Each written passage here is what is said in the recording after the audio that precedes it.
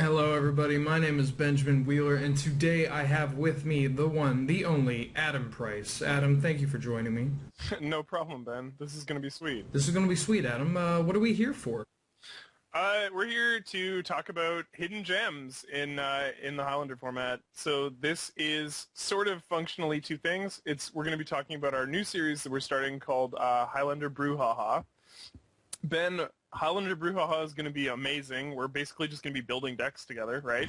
Yeah, it's essentially going to be Adam and I, and hopefully some special guests from the community, or from other communities, kind of talking about archetypes specifically, or kind of a global theme, so like stacks kind of decks, for example, that don't get the respect they deserve, or at least don't see as much exposure, kind of digging into what's really great about Highlander is that you have every single card pretty much at your disposal.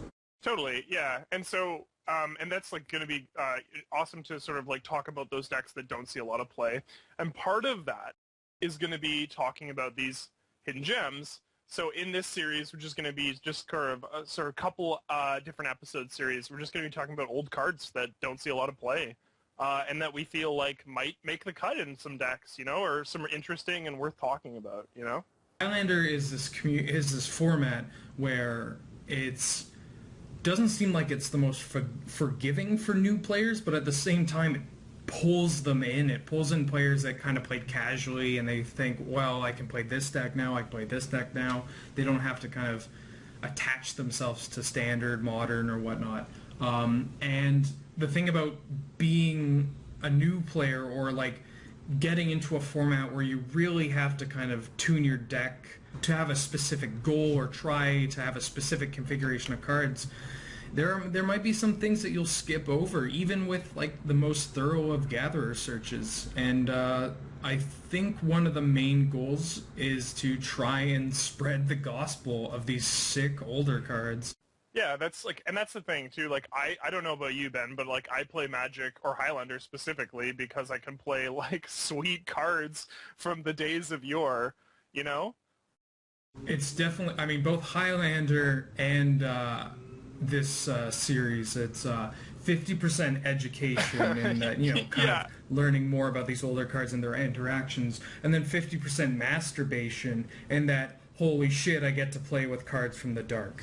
And we want to share that with the community, you know, get a little more of both into it. You know, one of them's more private than the other, but, you know, still spread the love of the format.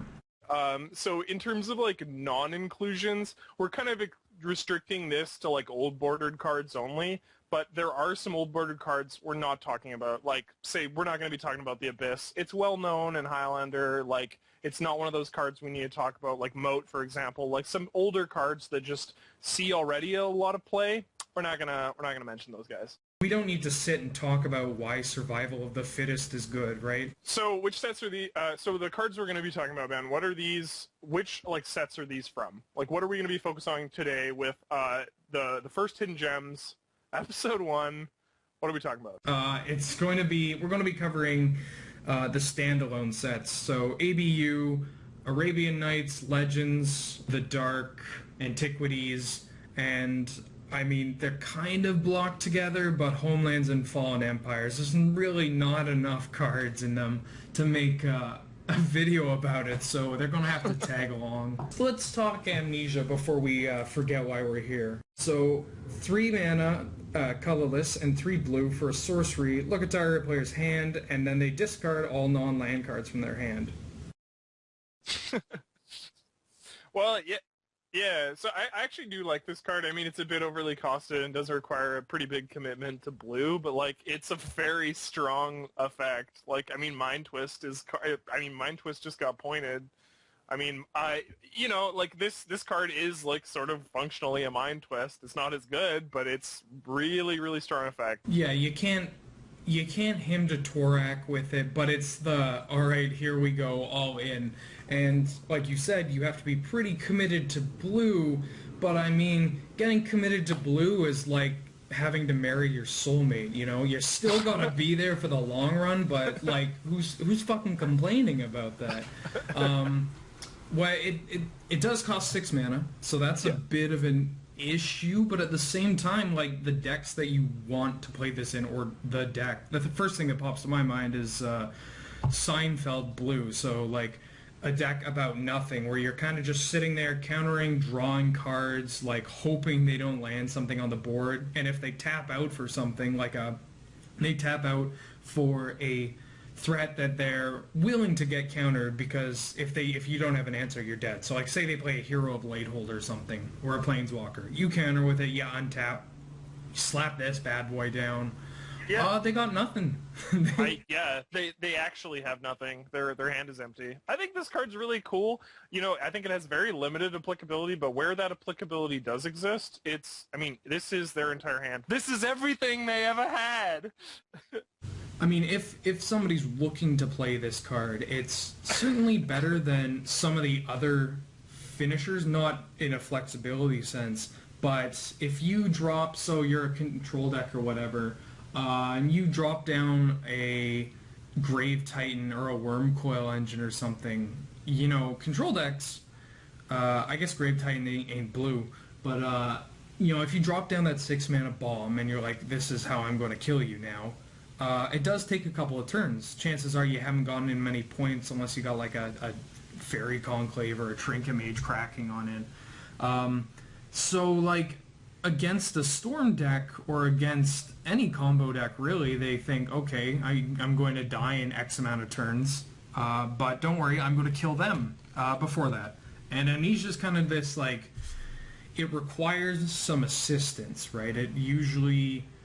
if you have a Shackles out or if you have a JTMS into this, then this is a real, you know, punch in the gut. Yeah, not to mention, like, blue has a whole bunch of Vapor Snag effects, right? So Vapor Snag and then Amnesia, and yeah, they're stuck with nothing, right? Yeah, EOT Venser them into Amnesia, like that kind of thing. I like this card. It's narrow, but I mean the effect is just so strong. Yeah, strong and narrow. It's like you said, right? It's got that Mind Twist quality when you're all in on Mind Twist. You can't him to Torak them with them, no. But you know, it's really exciting to play too. Yeah, absolutely. Let's go to the next guy. What are we talking about next? We have Ankh of Mishra, so 2 colorless artifacts from Alpha. Whenever a plan comes into play under a player's control, Ankh deals 2 damage to that player. So it's not a whenever they play a land kind of effect. This is if they have a snap land, they snap it, you know, including the activation cost, they're taking 5 total. Like, this counts for both. Yeah. If you play it when you're on the play against a control shell, bye-bye. Let's go to game 2. Yeah, no, it's really strong. I think this card does see quite a consistent amount of play in Highlander, predominantly in red, predominantly in burn. That being said, like, this card is really strong. I feel like it goes in more decks than just mono red. I would love to see this in blue flyers. I think this would be insane in blue flyers. Yeah, alongside something like Back to Basics, where they really want to, like, kind of stockpile lands, even like non-basic lands for that one turn to start dealing with anything. And again, this is one of those cards where people do know about it. It does see some play, but they're tunnel visioning in on this card only in red or red-based strategies, when, like, even in, like, an aggressive list with green creatures, you know, you play turn 1 mana or turn 2 this on the play, you don't care about the damage you're taking, and usually you're going to have a less land count anyways because you've got Dorks or you have Cradle and whatnot. But it adds up so damn quickly. Yeah, they're goobered for sure. Like, I just think that this card doesn't see a lot of play in colors other than red. So yeah, Ankh of Mishra. Let's get this guy some more play. Mishra, he was a good artificer. He made some good stuff. Up next we have Blight. Enchant land. When the land becomes tapped, kaboom. Now, it's no sinkhole, let's get that straight, but it's still LD in black, which is something that a lot of people kind of forget, right? Yeah, and really strong. Like, I can't stress having played, it's hard to compare Sinkhole and Blight together because they're 2 different effects, functionally similar but different effects. Like, this card is so strong. And just removing a land for 2 mana, like what Sinkhole does, you know, is insane. It's just insanely good. And again, too, it's like we're talking about black and being able to remove lands, and there are some fairly aggressively cost black land removal spells that all have upsides, I'm pretty sure. But yeah, like this is just another one that goes in that list. Like I want to see this with like green, like a green black, like sort of beat 'em up land destruction deck. You know, no red, screw red, take red out of the mix. I don't want to see it. I want to see green black. This card goes in that list. If you're looking for those aggressive like LD spells, it kind of gets forgotten. I've never seen this played in Highlander, not once. I think I've seen it a couple times and have like no-sirred it. The problem with the black LD, in my opinion, is that if you're playing like a black aggressive deck or something that wants to put on a clock while preventing them from playing things, black has hand attack to complement that. Yeah. And you do want strip mine, you do want wasteland Totally. to deal with pesky Mazavith, tabernacles, even academy runes kind of things. There's that anti-synergy between hand attack and LD, but sometimes you want a beautiful combination of both. If you meet the right little numbers, and you can just slide this one on in. I think hand attack and LD is like pretty brutal. You're not going to be seeing a lot of smiles from your opponent with like a deck comprised mostly of that, Yeah, I mean, traditionally, right, it's the both make it so your opponent can't play anything. So if you LD them out of the game, it doesn't matter what you hand attack because they already can't cast spells. If you hand attack them, then you're LDing them afterwards when you've already gotten rid of the important things. But in a format like Highlander, right, you kind of want both because sinkholing and blighting against combo lists is, I mean, it's relevant, certainly, but against like a creature-based combo deck, you kind of want a bit of both, you want to be able to get rid of that birthing pod in hand, but you also want to stop the Gaia's Cradle. You want to stop, you want to stop them from going Value Town and Gavany Town shipping instead. Bloodlust. This is a card that I love. I really love this card. Yeah, I like this card. I want to see it. 2 mana instant. This is some good art. Love the art on this card. You know what? It's probably flesh. I don't want to acknowledge it as flesh. Flesh? That's a little gross. Cut the tape. Cut what the I tape. do love is giving them +4. I mean, the -4, hey, that's going to kill my own guy, but don't worry. If this creature's toughness below 1, whatever the archaic way of saying this guy won't die, don't worry, just boosh them. Yeah. It's just adding 4 power for 2 mana. Yeah. And, pump spells are super volatile. You don't want to get 2 for 1. I mean, who does? If you're playing the deck that wants these kind of cards, right? If you're playing Infect, or if you're playing the 5-color domain kind of zoo decks that are looking to cast Might of Alara or Gaia's Might or Colossal Might, even just the red-green super beat down, I'm actually just playing literal giant growth decks. This card fits in it, right? Yeah. It also complements evasion really nicely because, if they're not going to produce a blocker, or they're not playing a kind of deck that has removal, Bloodless is going to be insane with your flyer or your unblockable or whatever. I think this card, and you've already pointed out that it's the absolute stone cold nut in Infect.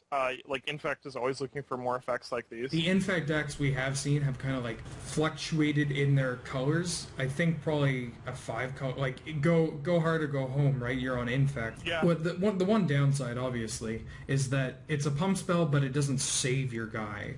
But the removal in Highlander is so particular. It's very specific. Yeah. Yeah. And if your opponent, so if it's black removal, blue removal, white removal, right? They don't fucking care what your toughness is. No. And if it's red removal and they know you are on pump spells, unless they're going to try and get you, if you leave the mana open, if they act first, they might just get fucking goozled. Yeah. Oh yeah. I mean, in fact, this will goozle them quite quickly. So let's move up to Kramer himself, the Ass Man. Yes, man. We have a 1-mana artifact creature from Arabian Nights that's a 1/3. Doesn't untap as normal, and you must pay 1 colorless during your untap phase to untap it. So why is this relevant, Ben? Because this is the one that I think that is it's very niche and interesting. I think I know what deck this goes in, but I want to know what you have to say about this. Well, Adam, Christopher Rush is a great artist, and Arabian Nights is a great... I am becoming human! Yeah, no, the Brass Man, he's no keeper of the lens. But he's a 1-mana 1/3 artifact creature, and having a big enough ass and slapping this in kind of an affinity deck that's looking to, just vomit its hand onto the table. Yeah. Paying 1 mana in your upkeep to untap it, that's not the end of the world, right? Pretty irrelevant. And you're looking to get a critical mass of these artifact creatures. You don't have too much to work with. Wizards has recognized that artifact creatures are very good. And, there have been times in the history of Magic where they may have, ruined a format or 5. So as we've progressed, they've tried to be a little more cautious when it comes to printing artifact creatures. Now let's ignore Phyrexian Revoker, Lodestone Golem, Chief of the Foundry, Ramroller. There's a long list. Some of those are stronger than others, but obviously they've kind of slowed down. So you need cards like this, right? If you're going in for that, I have to hit Metalcraft or I have to get my cranial plating as big as possible. And in a deck like that, you just need a critical mass. And the other thing, too, about Affinity is you're running a lot of equipment. Like, equipment is something that deck really wants to run out. I think this card looks really good with a sword on it or Grafted Wargear or something like that, The equipment and the Anthem kind of effects. So like the Master of Ethereum, Chief of the Foundry cards, Tempered Steel, right? You just need bodies. Yeah, and this is a body that is relatively cheap, so it's something to play on turn 1. That deck, unless it has a Mox or an Ancient Tomb, doesn't always have a turn 1 play, and that's super important for these aggro decks, right? Yeah. It's I don't want to call it evil, because look at that. Yes! It's kind of a necessary card to play. That list needs more of them. Here's another one. And it's not even that bad. He might not get the job done all the time, but if you call him in the middle of the night, he'll show up. 30% of the time, he works every time. Yeah, he's the kind of guy that'll offer you, let's go straight down the middle, the 70-20 split. Yeah. Moving on. Desert. It's a land. It's from Arabian Nights. It only adds colorless, but Adam, you can also tap it to prevent 1 damage that an attacking creature would do. So it's not the most exciting of lands. I thought this thing just pinged it. Oh no, sorry, it does ping it. I'm thinking the other one. So no, this card is actually better than the god-awful sentence that I was leading into. Yeah, no, I know the one you're talking about. But anyways, so being able to ping off 1 damage in certain decks for certain matchups. So I've seen this played in control lists when goblins are running rampant. For the little goblins and the 2/1s you see from White Weenie, or even just mana dorks getting in there, getting feisty. I mean, this deals with a lot of 1/1 production sort of things, obviously Bitter Blossom is the one that I'm thinking of when I read this. But yeah, there's a lot of 1/1 producers that are really, really highly sought after in Highlander, and yeah, and this goozles those for sure. There's a time and a place for this card. It's a little specific, but in the matchups that it's good against, it's usually pretty damn good. I think when this card's on, it's on, for sure. Yeah, and definitely needs to be considered if the meta has shifted to a really aggressive meta, Yeah, and for those that want a transcript of this, that on had 6 O's in it. Yeah. Consult the transcript. So moving on, Diamond Valley. Oh, I love this card so much. This is some hot loving for me. You tap the Diamond Valley to sack a creature, and you gain life equal to its toughness. Now you're probably sitting there thinking, Ben, Adam, what are you doing? What are you doing? I'm going to grab a sandwich if you keep putting out these shitty cards in front of me. And I'm here to say, brother, hold it. Because Diamond Valley has a purpose. If there are a lot of aggressive decks running around, decks that aren't looking to go infinite against you or jace you out of the game, gaining infinite life is not that bad, It doesn't win you the game. Well, in some matches it obviously does. But there are a couple of cards that we're going to touch on through the course of this series that all pertain to I guess like a Cephalid life deck. So like the Daru Spiritualist or Task Force. So creatures that when they're targeted with a spell or ability, they get an increase to their toughness. Plus a card that can infinitely target them, so like the Encore Cycle or Shuko, Lightning Greaves, that kind of thing. And then you tap the Diamond Valley, gain your 100 trillion life, and yeah. I think this also has like a little bit more simpler applicable value too, and I could be wrong about this, and I've obviously misinterpreted cards in the past, but I feel like Diamond Valley can go in deck lists that are running like Green Black Rock, for example. They're trying to remove your very reasonable threat. And, I mean, Diamond Valley is an excellent response to that, and, yeah, it just puts you in a better position. Obviously Wraths are looking bad to Diamond Valley. It's a free uncounterable sack outlet, which, I mean, usually you're going to want to play... I imagine the decks that are looking for that kind of thing are going to play Phyrexian Tower over this card. Yeah. And usually those decks don't have the hardest of times against mono red. What with all the Kitchen Finks and Thragtusk bullshit running around. A free uncounterable sack outlet is pretty darn spicy, if you ask me. Yeah, and you're probably running this alongside like Urborg, Tomb of Yawgmoth too, so where it actually does create mana as well, so yeah. Next up, we have Dwarven Ruins. Cards like this will pop up where we're talking about the whole cycle. And Dwarven Ruins is a part of a cycle from Fallen Empires of lands that come into play tapped. There's one for each color. Then you can tap them to add one of the whatever color it is, and then tap and sack it to add two of the color. Kind of this Crystal Vein this predates Crystal Vein by a couple of years. Yeah, so there's like Dwarven Ruins, Ebon Stronghold, Sylvanite Temple is the blue one, Havenwood Battleground, and nobody's ever played the white one. But these lands aren't that bad in the decks that are looking to go ham. Yeah, I feel like the last time I saw one of these was probably in, and I could be wrong about this, but I feel like Robin runs these in his Storm list. Definitely being in Storm lists. The black and the blue one, I mean, Robin's played them, Brett has played them, I've played them in like Doomsday lists. Yeah. Shout out to Brett Frankson and Robin.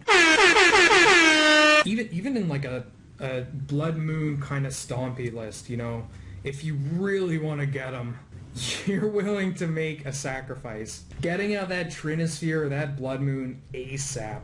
Yeah, I think that these cards often, like decks that are really abusive, really combo-y, are just skimming the lines for enough mana. I mean, the first time I saw these lands see play was, it was like 2007. Not in our format, but it was in the European Highlander format, where I saw them played in like an Allurin combo with like a Swans combo in there.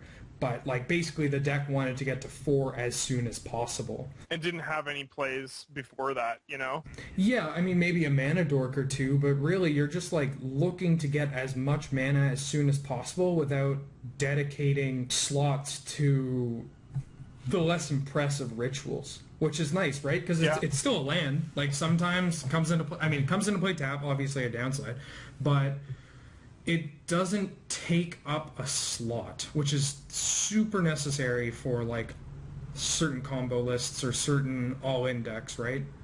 No, I like these cards. No, I do too. I think that like when we were building, me and Ben a while back had built sort of a mono black high tide storm list together. And the black variation of the Dwarven Ruins, is it Ebon Stronghold? Is very applicable in a list like that.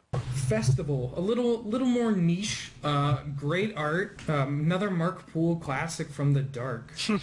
One white. Oh, this card looks awesome. You can only play it during their upkeep, but they skip their combat step. So there's a reason why this is in here, and I feel like this is the thing that we've been wanting to... We'll talk about it too in Brouhaha when we go to brew this list, but this is a instant fog classic. Like, this fits in that list so quick, and there's a lot of effects like this that also go in that list, There is a turbo fog list that Adam and I are looking to brew up. There has been a turbo fog list that has seen play, or a couple of them actually, that have seen play before. Shoutouts to Chris Ireland for running this bad boy. The reason why this card and the other ones similar to it are better than the fogs is that they don't get their when it attacks triggers, or when it does, other things involving attacking, right? So their prime time doesn't get to find lands.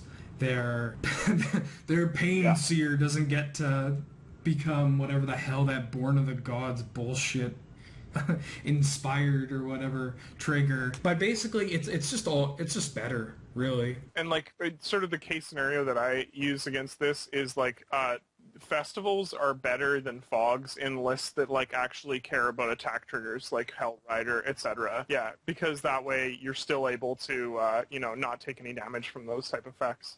And again, critical mass, right? If you have dedicated time, money, blood, sweat, tears, and other bodily fluids we don't want to know about towards building a turbo fog list, you want the 1-mana fogs before you go, Angel Song cycles at least, So you want to look for these cards before you get to there. You're playing Festival probably before you're even playing Fog in those lists, man. I'm with you on that.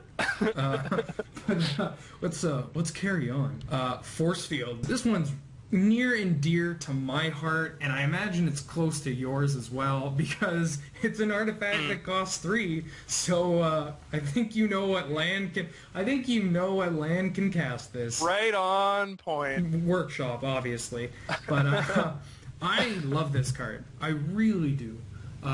So the Oracle text is slightly different from the printed text.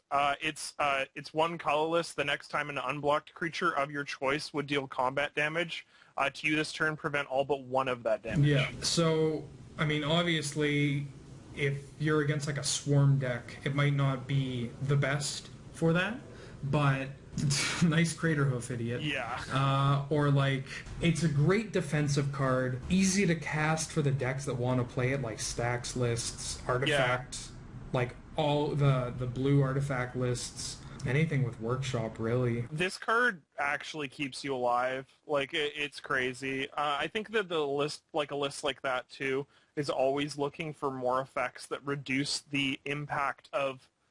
The whole point about stacks is you're trying to make whatever your opponent has on board as like minimal as possible, right? Like trying to invalidate essentially what they're doing. Try to reduce as much magic they're playing to the minimum. Yeah.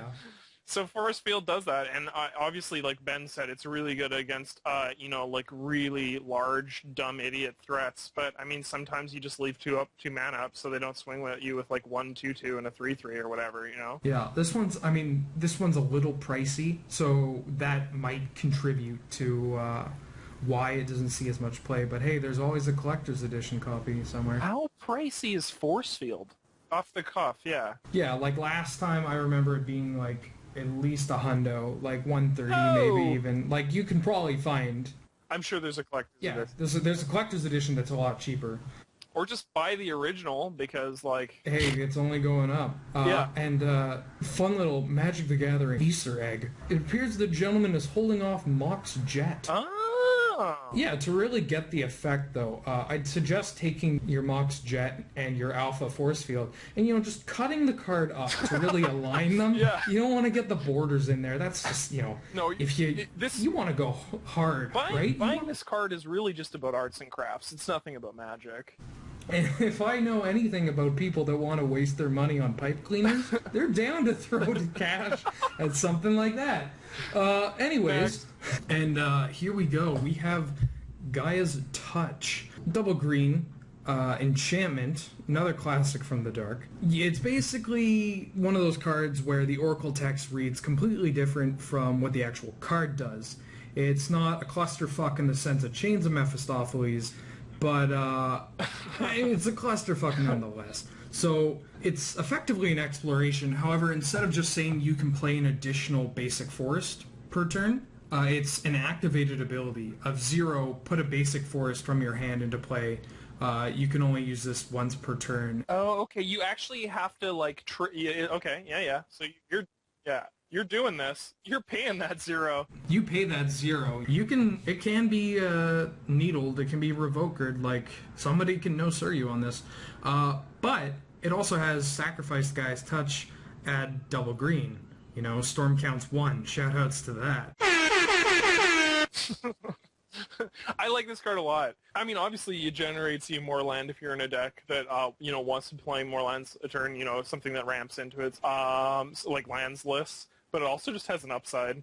And, like, that upsides can happen at any time. You're restricted by only playing basic forests, but in the past, I mean, we mentioned it, when we were covering, like, the fogs. When I first got back into Highlander after my hiatus, I played a blue-green kind of Turboland deck that had, time warps and whatnot, but a shitload of basics, and Crucible Worlds, Constant Mists, No Fun Forever deck. And if I had known this card existed, I would have played it. And I think this is one of the reasons we're doing this kind of thing, right? Yeah, no, totally. It's like to look at older cards like a Gaia's Touch here. What is going on in that art? And to promote them and to try to get people to play fucking danker cards, to be honest. Another thing to note, not that you're going to be abusing this kind of feature of the card, but because it's an activated ability to putting the land into play, you can do like shenanigans of bouncing it and replaying it to use the ability again, whereas like bouncing Oracle, Moldiah, or an Exploration, it doesn't work that way anymore. Hellfire. This is a card that I'm going to let you cover, Adam, because... Oh, yeah. I like this card quite a bit. So, say you're playing a mid-range blacklist.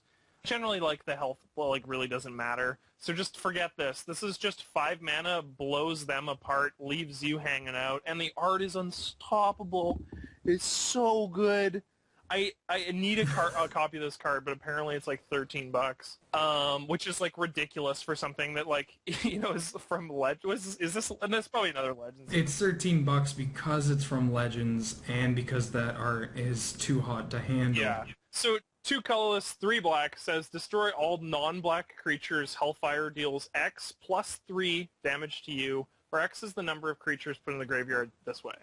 So it's going to do 3 damage to you regardless of what happens here.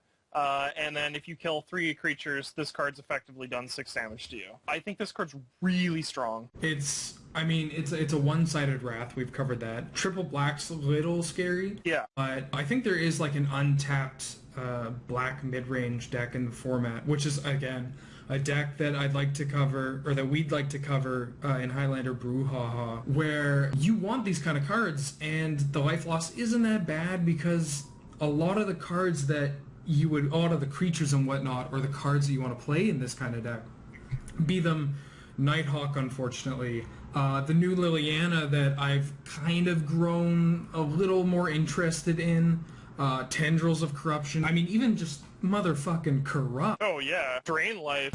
Boosh them. Like, the life loss isn't that bad. And even if you don't have that, I mean, paying 5 and 5 life to one-side Wrath, as long as they're not too aggressive, it can't be that bad. Yeah, and honestly, one-sided Wraths are a very rare mechanic, especially for like this low CMC. Like the next one-side Wrath you'll see will be at 9 mana. Unless you're going to Miracle Bonfire like the sack you are. Yeah, so it's not only is it like a really reasonably costed, although obviously very black intensive, but yeah, no, it gets the job done, and gets the job done for you, for your demons. For you, by you. Yeah, for you, by you. Maybe it's Maybelline. Yeah, made by demons, for demons, with implements of sacrifice. It's a 2-mana artifact. You pay 1, tap, sacrifice the implements to add 2 mana of any one color to your mana pool. The only deck you should be playing this in, and even then, like, maybe not, is eggs. I think it does make the cut. Like, being able to sacrifice your own egg is incredibly relevant in that list. That's something that the Lotus-free versions of eggs can struggle with if they're not going infinite, is just getting enough mana to put yourself in a position where you can go infinite. I'm pretty sure all of the viewers of this are like looking at Implement Some Sacrifice and going, what the hell? Like, why are you talking about this 2 mana? Like, this is the most Homelands thing I've ever seen in my life.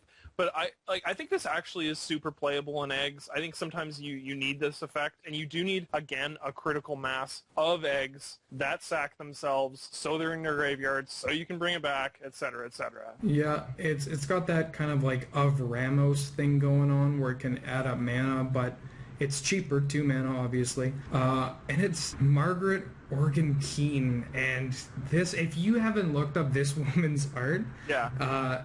She has put out like this, if correct me if I'm wrong, Adam, but she's the artist that every single picture just has something in the background, like somewhat resembling like a checkered board. No, I'm sorry. That's Susan Van Camp. Susan Van Camp. But Margaret Organ Keen, I mean, well, you gotta have the shoutouts to the Rosie O'Donnell with a freaking knife, like... I'm getting more of a like a Roseanne Barr kind of theme. Yeah. We've lost all of our audience by this point. Credibility's out the window. Yeah, let's gain it back with a real card. Island Sanctuary. So 1 and a white enchantment. So this is another card where the Oracle is a little different. So I'm gonna let Adam take this over because it's a little more specific than what it says on the card. Yeah, let me bring it up here. All right, Island Sanctuary. So 1 colorless, 1 white. Enchantment. If you would draw a card during your draw step, instead you may skip that draw. If you do, until your next turn, you can't be attacked except by creatures with flying and/or island walk.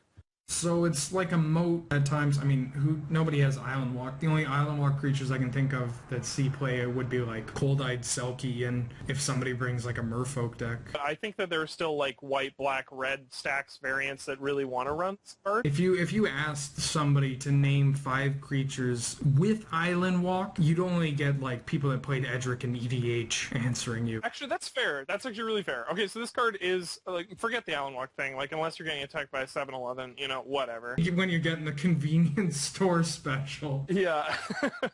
But no, this is like you get to choose when your opponents like would attack you. Realistically, I mean, I think that the only super relevant place to play this is either in a stacks variant, or I like it in Enchantress, where you have draw engines outside your draw step. Oh yeah, your entire deck is a draw engine. And cards that cantrip, and it's an enchantment itself, so obviously, and that deck's not really attacking, except for with flyers, like usually angel tokens, or the classy Emrakul build, and I mean, if you got Emrakul, like, fuck them. Let's dip into a little Jihad, shall we?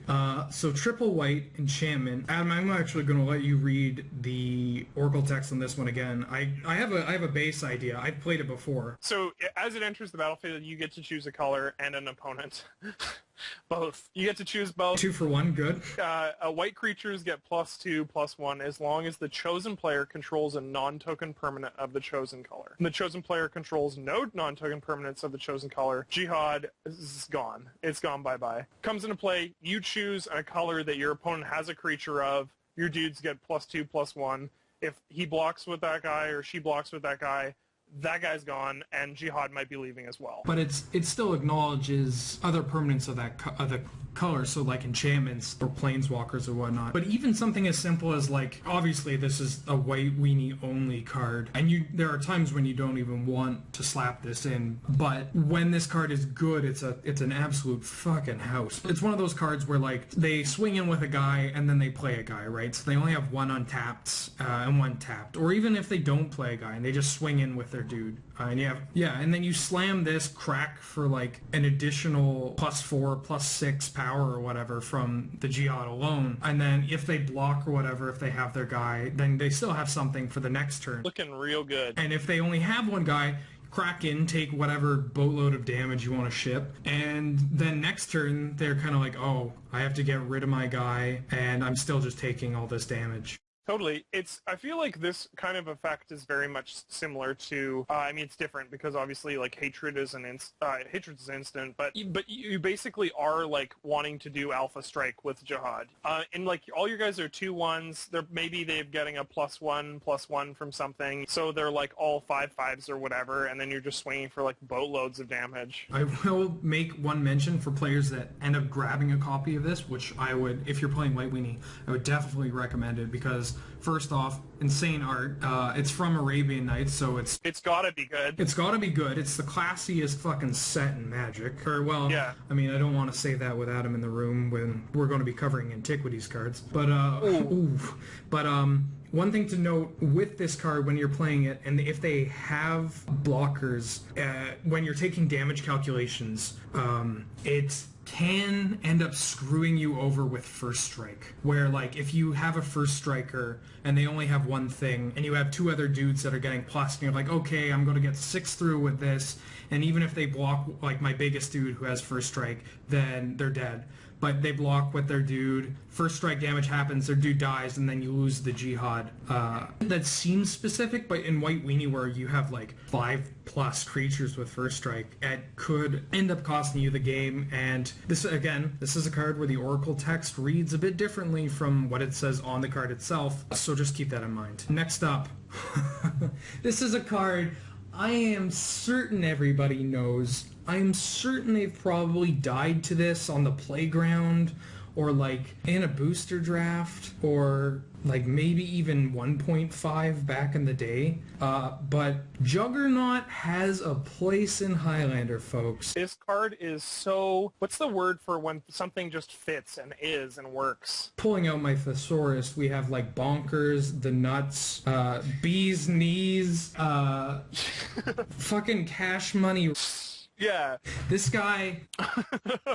It's all of those things. It's a really, really well-designed card. It's really strong. I've been playing a deck list for the past, like, month and a half that runs every Juggernaut, with the exception of one Juggernaut that will not be named. Otarian. I'm going to say it.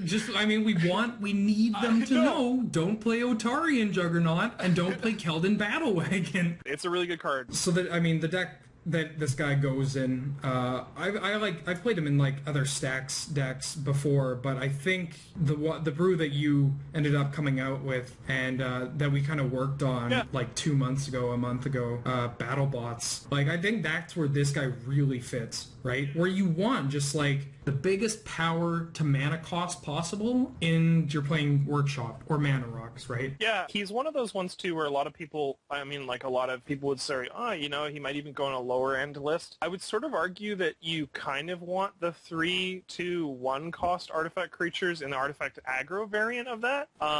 But this guy fits so succinctly and so well into a list that's wants to run 5 power out on turn 2. Yeah, you're playing him and the similar cards. He's no Lodestone Golem as far as like actual strength goes, but nobody is.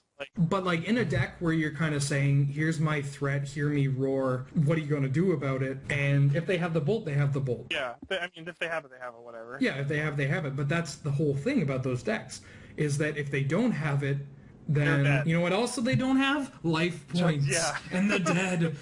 Shoutouts to Garrett, by the way. Garrett's running a cool sort of variation of a blue artifact deck list with counter spells and stuff like that. Much love for that list as well. And he's running Juggernaut because he's obviously fly as fuck. Shoutouts to all the BattleBot brothers out there, Yeah. Recognizing that 5/3s must attack each turn if possible.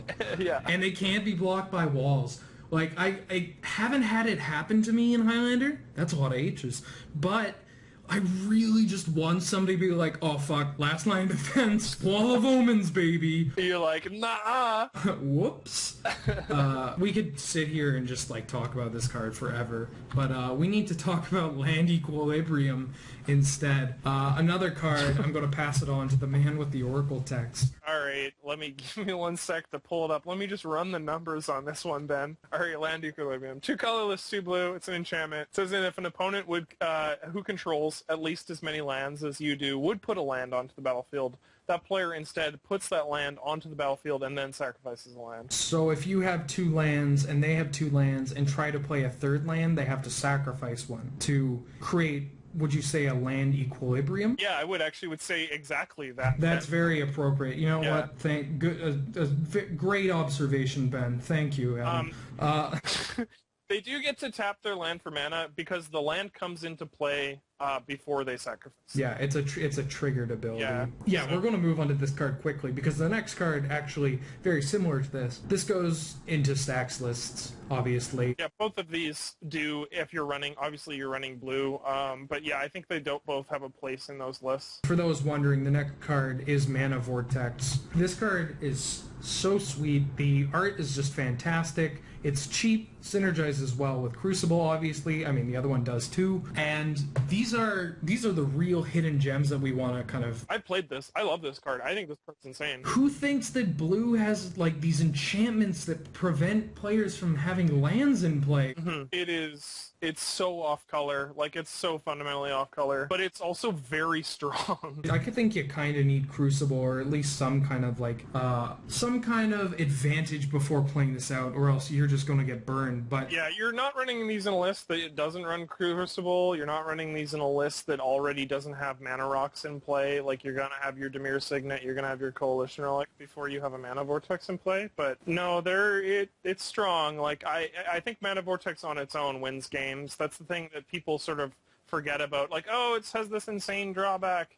The drawback is, like, you have to sack land before it comes into play. Crucible, again, shouldn't matter. And then it starts going symmetrical. But if you have, like, the nice... Like, if you have the mana rocks out, if you got the stones for it... If you got your rocks off. This card is brutal, crippling, will win you the game. Ridiculous, like in a deck in a really strong color. Like there's another effect, I'm sure we'll touch on that at some point too, but Desertion is a card that's has a similar effect to this. To get off this card, because this and Land Equilibrium very similar, and so we've spent a lot of time on this. To clarify for these cards, where it might seem like Adam and I are just like hyperbole after hyperbole here, but really these are cards that don't fit every archetype, but in the archetypes that you want to play them in, they're really good. Like, they're kind of necessary, right? If you're in a stacks list or a denial list, like a prison list, and essentially, and you have blue, you're going to want these cards because you need to have as many of these as possible. Yeah, and I mean, like, the whole reason why we're doing this is because we want to see more of those lists. You know, we want to see more people brewing with funky, weird cards that, you know, that have, like this. Like, this is very much goes in one deck, but it goes in that deck because it's really strong. You know, we're just left with a really just kind of, like, identity kind of crisis. We're in a crisis here because we're doing this so more people play Highlander. And a lot of the cards that we're supporting are cards that say you don't get to play Highlander. Oh, they're adults. They get it. They get it. And you know what I get? I get Meekstone. I get Meekstone into a lot of decks. 1 mana artifact. Creatures with power 3 or greater do not untap during their untap step. Quentin Hoover art. Love this art. Love this card. Like, this card's like a pet card of mine. It's 1 mana. You can find it with Trinket Mage. Super strong because usually in Highlander, like, you want your creatures to have some impact, right? You want 3 power or more. Even decks like White Weenie, if they're playing Anthems, they're kind of screwed, right? Like, they have the 2 powers, but if they want to play out their Anthems, which sometimes they will, to, you know, kill you as soon as possible, Meekstone helps against that. And even... it's funny after saying that, but one of the decks that I played this most in was like a White Weenie variant. Was like an evasive creature list with, you know, Mana Denial, Weathered Wayfarer, but it's splash blue for cards like Geist the Saint Draft, Trinket Mage to find this, Spectral Procession tokens just flying over. Like, this card is a lot more flexible than people give it credit for. I think that would be and I mean, like, yeah, Meekstone, obviously, it sees, like, play in deck lists that, again, want to sort of limit what their opponents are doing with their creatures, but, like, honestly, like, this can go in a, you know, list that are just running a lot of evasive, really small creatures that aren't going to get bigger. Yeah, blue-red, like, find it with a Trinket Mage, your young Pyromancers going through, Monastery Mentor, like, all the prowess guys get bigger over time. Wake Thrasher gets in under this. This card is more flexible than it leads on to be. And probably doesn't see enough play in lists that want to play like 2-power creatures that are evasive. Like maybe this should see more love. I mean, it straight up deals with any larger threats. I mean, they have to swing with it, but yeah, they get a one-time. But I mean, if you're in White Weenie, I know that the Europeans love their 1-mana tappers, the Gideon's Lawkeeper and Gold Metal Harrier. Those kind of effects. If you're feeling real nostalgic, you might be playing Kismet or Frozen Aether in your decks. Root Maze even, like those kind of cards obviously synergize with this. Yeah, love this card. Yeah, actually, let's, we're gonna, maybe that'll be one I add to the list, but let's, in Highlander Brouhaha, let's build a Meekstone Evasion, the list. I think that's real. And, speaking of cards with 2 power or less, that want to kind of take control of opponents' boards and creatures, and really bad segues. Oh my god, this is a Susan Van Camp. It's Old Man of the Sea, ladies and gentlemen. Old Man of the Sea. 1 double blue, 2/3. It's kind of like this is the OG Vidalcan Shackles. This is the guy,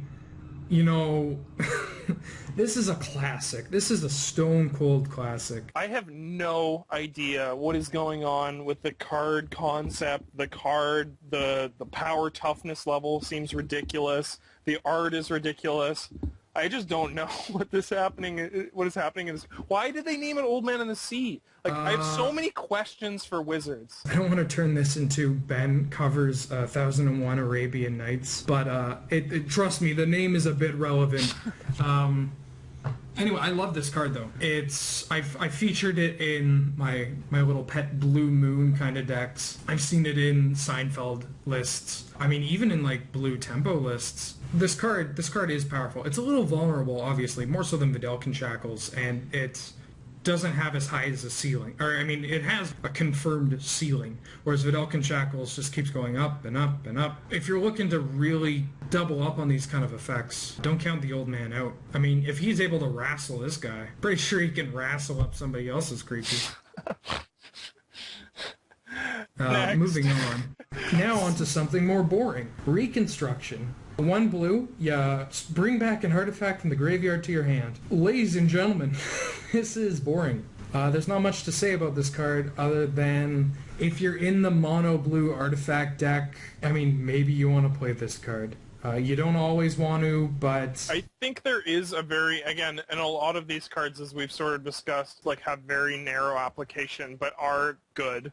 And Reconstruction is a card that definitely deals with an issue that blue, I mean, you have like Academy Ruins and things like that, but this is 1 mana, you get that card back from your hand, and like you won't see effects like this. What do we have like Argivian Find? From Weatherlight. White, though. Well, here's the thing, is that there's Argivian Find, but it's an instant, gets enchantments, but still, it's white. We're focusing on the decks that really want this, which are like Mono Blue Academy, or like Mono Blue, and that can fluctuate. I don't necessarily think you'd want this in like the Mono Blue, I'm playing Academy to play Inkwell. Like, I think you'd play this in like Mono Blue, the Time Vault with Time Warp stud deck. Where you're like, you have these combo pieces and you really need them. There's also Ritual of Restoration from Mirrodin Block, which is a functional reprint of this, but again, it's white. So if you're in the Time Vault deck, or like even like a Painter's Servant Grindstone that you've just thrown into that deck, it's 1 mana regrowth, which in those kind of lists, I think you want this card. Yeah, I think you can see this too in Artifact Aggro as well. I mean, obviously you're going to need your critical mass of creature artifacts, but at the same time, it's going to be one of those cards where it's just nets you another dude. Yeah, if you're playing Affinity, right? Yeah, that's just draw a card for 1, really. Which, it's not the best value, like it's an obsessive search kind of thing. Just pay 1, you get to draw a card, but you get to pick which one you're getting. And in those kind of decks, if you're playing this card and you draw a land, well, that sucks. But if you're using it to get back that cranial plating that they got rid of, then, I mean, you're drawing like the best card in your deck. Or you're at least drawing something that you specifically want, like just a dude, which is pretty sweet. Moving on. Sprite. Now, this card... This she ain't what she used to be when she was, considered. It's a 2-mana 1/1 flying fairy from Homelands. With Pro Red, we had to give Homelands some kind of love. It's a Susan Van Camp. So it's got the classic Susan Van Camp of like the main focus being the sprite in this case, looking to the side, and then some dude behind her looking at them, just being like, the fuck is going on? Like, this guy clearly sees her just messing around with his fishing, and like, is this guy red? Is that what she's doing? I don't know. Like, gotcha. Like, this guy, I'll tell you one thing though, this thing flies and has protection from red. the guy's not even peeved. Like, maybe Susan wasn't, it's hard to really get what the emotions that this fisherman's going through, but like, he's just like, oh fuck, sea sprite again. Well, this guy's trying to feed his kids, and every time he comes to the river and it's that goddamn sea sprite again, goes home without a fish. this guy is mono red. Yeah, he's the everyman. He's coming to the tournament, aka the river, or the sea in this case. He's throwing out the line, trying to get that W, trying to get that match win. Yeah. And then he comes across this pro red, and he's like, oh, not getting this today. I mean, maybe if I move down the bank a bit, I'll pick it up. But right now, right here, I'm not getting that catch. Right now, right here, I gotta deal with this sea sprite. But real talk, if there's a lot of red and you're playing like flying men, it's got pro red. It's a threat that, like, if you're in a flying men or like the blue white skies, blue red skies, blue blacks, like any of the skies variants, which, to touch on those, I think they're super underappreciated. I do too, yeah. You play this guy, you slap a GT on him, it's GG, right? Like, as long as they don't get rid of the GT. But hey, you're blue, you probably have a counterspell or two. R.I.P. Fisherman.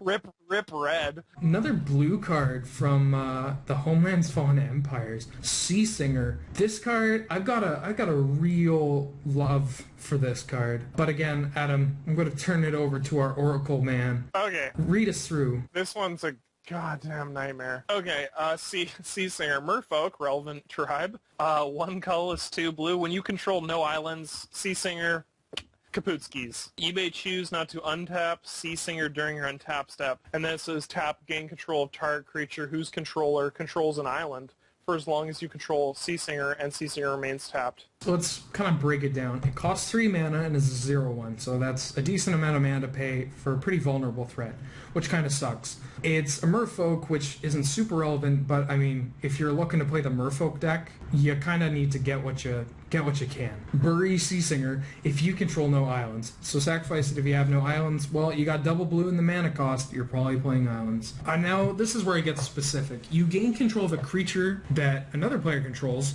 by tapping this and keeping it tapped, so like the Vidalcan Shackles, Old Man of the Sea style, but only if they control islands. Well, that shouldn't be a problem, because you're playing Highlander. You're in this kind of awkward position where blue decks that are playing creatures usually have supplementing colors that have, give something that blue doesn't have, which is like removal, right? The red to just like shock this guy out of the game, or black to murderous cut it.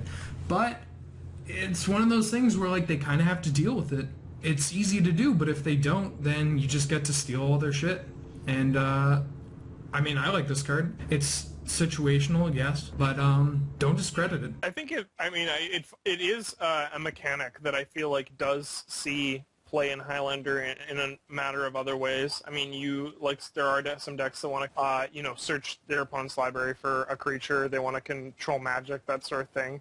And this is one of those effects. Yeah, and obviously the downside being they have to control an island, but it's not really that big of a downside. So, and I mean, if they are playing blue, they're probably playing a substantial threat, because maybe they're playing like, Simic, or they're playing control in some matters, so they have larger threats and something like that. Obviously, the biggest factor as far as the upside to this card, in addition to just like stealing the creature, is that it doesn't matter how big that creature is, which is really nice. There isn't a ceiling. I mean, the ceiling is that they have to have an island, and you have to have an island. That's not a problem, and that it's vulnerable. But aside from that, solid card. Yeah, let's change our tune to Serendib Djinn. This guy, If you haven't noticed already, I'm a bit of an Arabian Nights fanboy here, and I love me some Sea Stompy.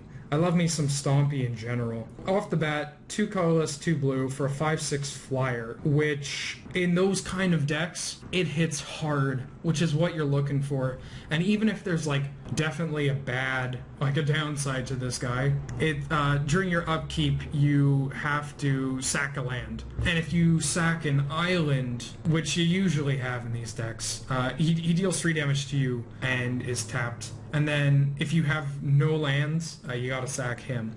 Which, I mean, that sucks, but he kills them so quickly. Does that actually matter that much? Probably not. The decks that you're playing him in, like your nut draw or your ideal, I mean, I don't want to say your nut draw, because your nut draw is like turn 1 Lodestone Golem into like Ram Roller, or maybe like Serendib Djinn, or like a turn 1 Sea Drake or something like that. This guy's a nice follow-up, right? Because he does have that 2 colorless, so he's got that Ancient Tomb mana kind of sitting aside. Narrow application, but... So here's the thing, like, I think you play this in Suicide Blue-Black. There's going to be, like, 4 mana, I mean, there's obviously Desecration Demon, there's Abyssal Persecutor, but there's also, like, the 3 mana 5/5s and stuff like that. I hate to interrupt, and I'm going to let you finish, but you didn't include Juzam. Shoutouts to Juzam.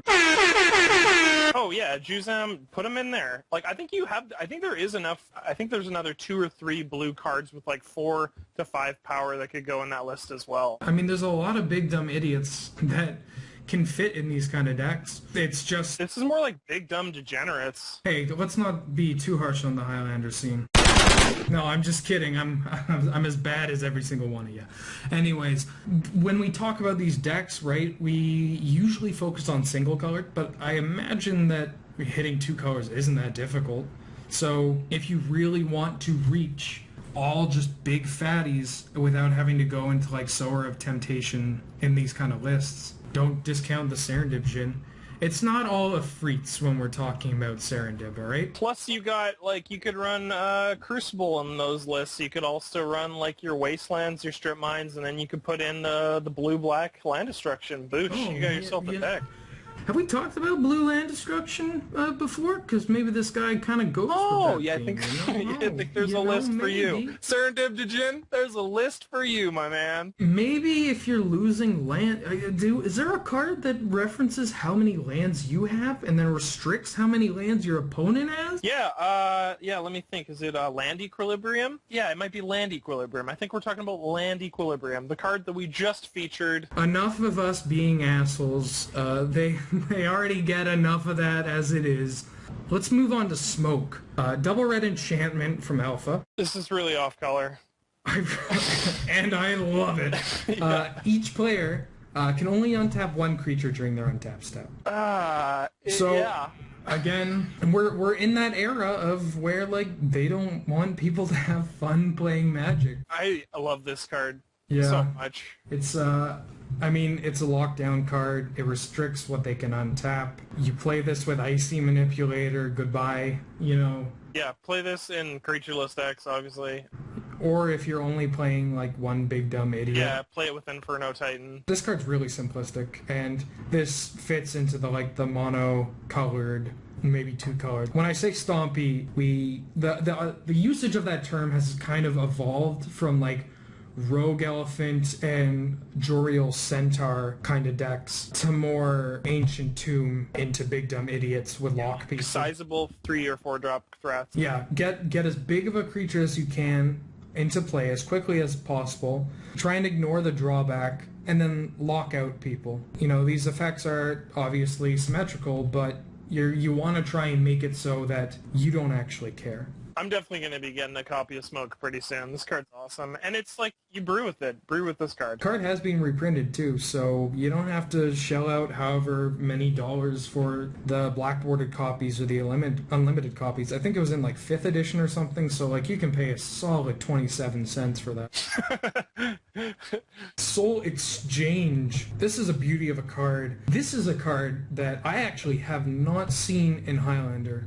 I've written it down on lists. I haven't played those lists. And maybe somebody has ran it. But this card is actually really good. Walk us through it, Adam. We'll pull it up on the old gatherer here. Crunch the numbers. Alright, so it's a sorcery, it's 2 mana, 2 black mana. As an additional cost to cast Soul Exchange, exile creature you control. Return target creature card from your graveyard to the battlefield, put a +2/+2 counter on that creature if the exiled creature was a thrall. Oh, I really like that. I liked reading that, you know? It had a beginning, a middle, and an end. Yeah. So you're probably not sacrificing a thrall. You're probably not getting the 2/2 counter, but... And we've kind of discredited playing this type of reanimation deck. You need to sacrifice a creature, and you want to reanimate some big dumb idiot. You know, after like thinking about it some more and recognizing the place of cards like Merfolk Looter or like the new Jace, which I will send my apologies in another video about that in the future. Like, maybe we were a little too hard on him. I think we were the right amount of hard, personally. I mean, you might have changed your tune on that, but I haven't. I'm a little more forgiving. Fair enough. That's a flat-out lie. You're the sweetheart. You're the good cop. Soul Exchange is kind of a neat card. Basically, I feel like this goes in like a green-black thing, you know? Or just something that wants to like throw dudes in the bin, but also is just like wanting to get, you know, like get rid of one of your mana dorks for your bigger guy. I mean, it's popped up before, and again, this is something we'll talk on Brouhaha. It's the like black-green deck that has a really low curve, and it has a lot of graveyard interactions. So regrowth effects, reanimation effects, counting cards in your yard, abusing them. This card, I'd like to see that in that, you know, sacrifice... whatever. Sacrifice one of your creatures when you have the new Liliana in play, or sacrifice a Kitchen Finks to bring back an Eternal Witness, to bring back something. Like, this card is gas in those lists, and as I was saying before, it's gas in the Reanimator lists that want to play the looters, because if you get a big creature in the bin, you've done your job, right? The creature you are, you don't sack, you exile. You straight up exile, so it is an additional cost. So it's one of those things where you might get a bit burnt by like losing one of your own guys for it. But so obviously the sacked quotation mark creature doesn't go to the graveyard; it's exile. Yeah, it's just this card is like get rid of something small to get something big. In my opinion, they've countered one of your dudes already. Like they're getting to the point where you're starting to feel like these guys don't have any counter spells left. You know, let's Soul Exchange my Grave Titan or whatever back, you know, that I played 2 turns ago. You know, honestly, to me, this card is like the definitive card for this segment, this kind of feature that we're going to be doing, the Hidden Gems, because it's a super powerful effect. It's a reanimation effect at 2 mana, and it has a drawback to play it, but like it's not that hard to do. And I mean, it's a 2 mana reanimation. Like, people play Exhume. Like, obviously, you'll play Exhume, you'll play Animate Dead, people will play Stitch together, right? I mean, getting Threshold's a little bit easier for some decks than getting a creature in play, but you can't ignore that when you are trying to get as many copies of reanimation spells as a time. So, like, I guess what I'm trying to say is that don't play literal Zombify when you can play something like this. Like, people will play like 4 mana, give me my dude back. It's 2 mana. Yeah, no, it's 2 mana. It's really quick. It's cheap. It's dirty. It's but it gets the job done. Yeah, and like you said, you know, it's one of those cards where it epitomizes what we're trying to say here. Like, these cards have limited applicability, but when they are on, they're on, you know, and this card is on. Cards that you are looking for, right? The cards that you say, I want as many of these as possible, but maybe you just don't know about it. Soul Exchange, you know, dealing with thralls since, I want to say 1994, probably? Yes, that is correct. I mean, and in the Thrall tech, this is a fucking house. Oh, yeah. Tech. So let's wash away to something else here. We have Tsunami, 3 and a green for a sorcery. Destroy all islands. Adam, blue is a good color. I think it might be the best color in Highlander. I think it might be the best color in Magic. This card kills all islands. So there are some decks that don't play islands. And then there's the good decks. And green has land destruction, right? Green has a lot of land destruction, and there are land destruction lists that play, you know, the green-red, green-black, red, Jund, if you will, or even mono-green, right? It just blows them up. Not much to say about that beyond that. Tsunami is like, I mean, there's boil and then there's like boiling seas and stuff in red, but Tsunami gives green hate, color specific hate. We also forgot flash fires, destroy all those planes, those pesky mono white players. No, this is I mean, obviously blue is played in Highlander, and islands are something that you're going to see against almost every opponent. That's the reality of it, right? So Tsunami is going to be, again, it's not like there are no sideboard cards, but this card is like, when it's live, it's really live. And something that when people are kind of addressing this card, like when you're playing an LD deck, right, you have to kind of factor in your curve. So your turn 2 or turn 3 LD spell into your turn 4. As you go step by step, you have to kind of be selective of what you're hitting, right? If, let's say you go a dork and they play a land or whatever, and then you next turn blow up whatever land they played. And I mean, that seems like the dream, but in these kind of decks, that's not that far-fetched, right? You play a lot of mana dorks, or maybe you have Moxen or whatever, and you have a lot of 3-mana LD spells. They're probably, like, the instinct for players beyond that point is to either play out basics to kind of get around possible wasteland and whatnot, or fetch lands.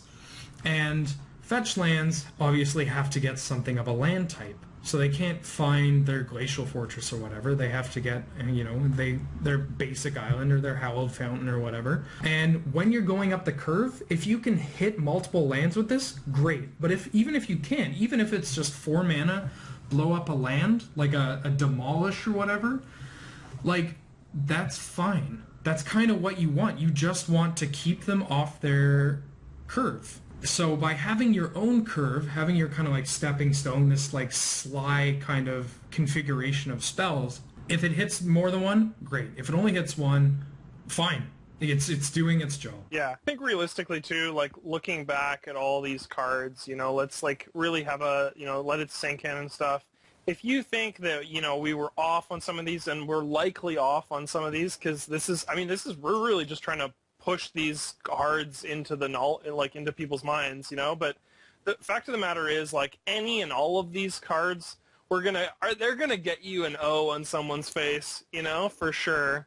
And they're, again, like, I think we've said it multiple times, in that these cards have limited usage, and some of them have more broad usage than others, like Island Sanctuary, for example, but they still have very functional effects that are relevant in Highlander. Speaking about that, that might be also the number of games you win against opponents when playing some of these cards, because these cards don't attack all people, right? If you're playing like a red-green LD deck against White Weenie, and you just like keep a hand that seems kind of cool, or you don't know what they're against, and you keep a hand with a Tsunami, and then you end up drawing like Cryoclasm and Boil.